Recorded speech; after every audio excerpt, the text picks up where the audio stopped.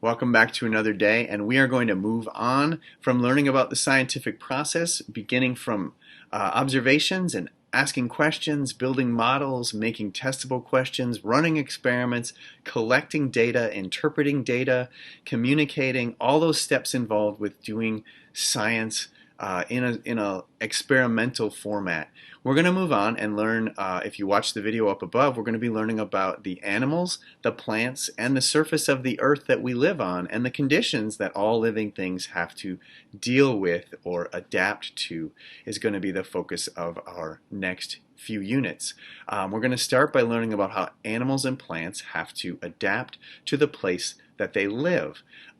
So in third grade, we learned how animals and plants all have structures or parts to their bodies, and those structures all have a job to do.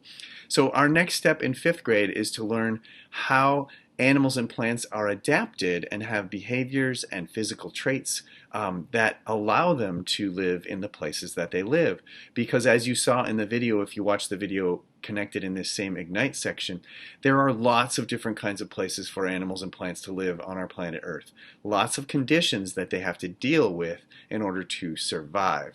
So we're going to learn about how adaptations that animals have allow them to survive in any of those environments on our planet. I hope you're going to enjoy doing the activities that we're going to do as we learn about animal and plant adaptations, as well as different structures and features on our Earth over the next several weeks of science.